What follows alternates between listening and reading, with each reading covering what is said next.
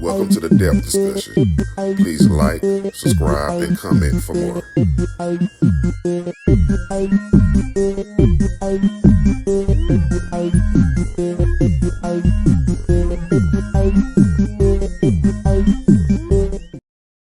Hey everyone, and welcome back. Ready for another deep dive? Always.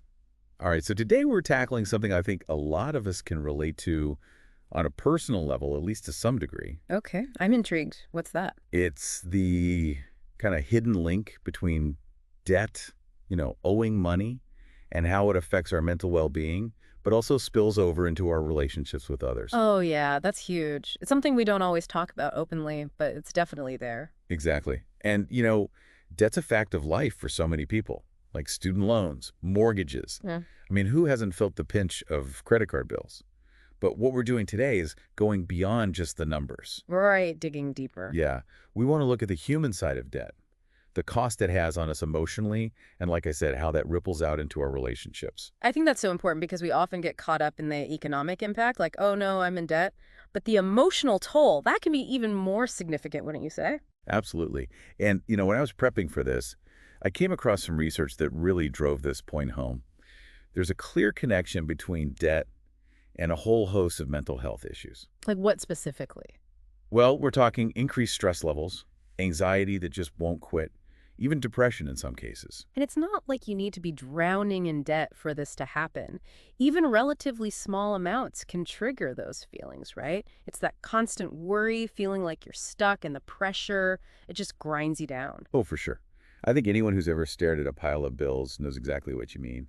And I know, for me at least, when I'm stressed about money, it definitely impacts my sleep. Oh, absolutely. Financial stress is a huge culprit when it comes to insomnia or just not getting good quality sleep. It makes sense, though. If you're lying there worrying about bills, your mind's not exactly going to be in rest and relax mode. Definitely not. And this is where it gets even more interesting, because the impact of debt doesn't stop with our own mental health.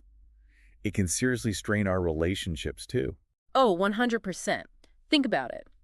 When you're constantly preoccupied with money worries, it's tough to be fully present with the people you care about. Yeah, you're not really giving them your best self, are you? Right. And then you've got the added pressure of money arguments, which are, let's be honest, a super common source of conflict in relationships. Oh, those are the worst. It's like everything gets amplified, and suddenly you're not just disagreeing about whose turn it is to do the dishes. It's about something that feels way bigger and more fundamental. Exactly. And those money fights, they don't just lead to tension in the moment. They can really chip away at the foundation of a relationship, erode trust, and even be a factor in breakups. Yeah, because when you think about it, trust and security are essential for any healthy relationship, whether it's romantic, friendships, even family. And if you're constantly battling over finances, or one person feels like they're carrying the weight of the world, that can really damage those bonds. It's true. And it goes beyond just the arguing. Financial stress can also lead to a decrease in intimacy, that feeling of closeness and connection.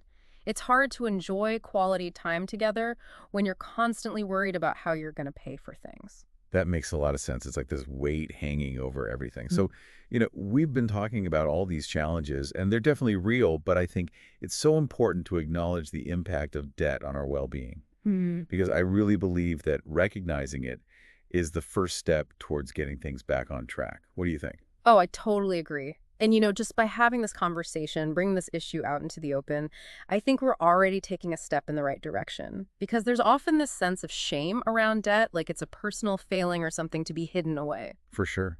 But the reality is, so many people experience this. And it's not about judging yourself or feeling like you're the only one. It's about understanding that it's a common issue. And more importantly, that there's help available. Exactly. That's what I want to emphasize. We've focused on the challenges, and they are real, but there is always hope. There are so many resources out there, strategies you can use to manage debt, and support systems you can lean on for guidance and encouragement. Yes. And I think that's such a crucial takeaway for our listeners. This deep dive, it wasn't about bringing everyone down.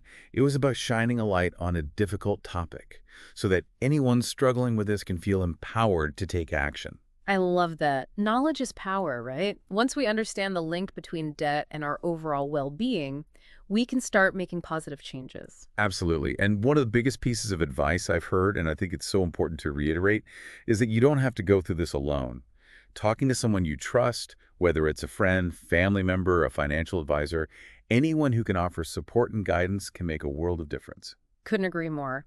Just having someone to talk to bounce ideas off of, to help you come up with a plan, that can make a huge difference. So to everyone listening out there, remember, you've got this.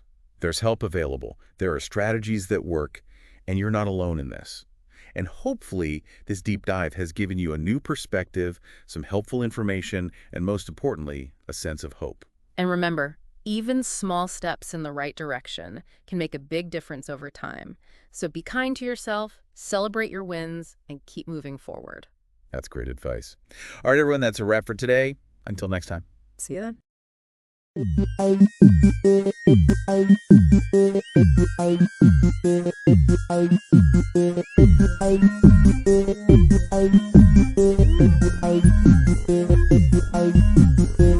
I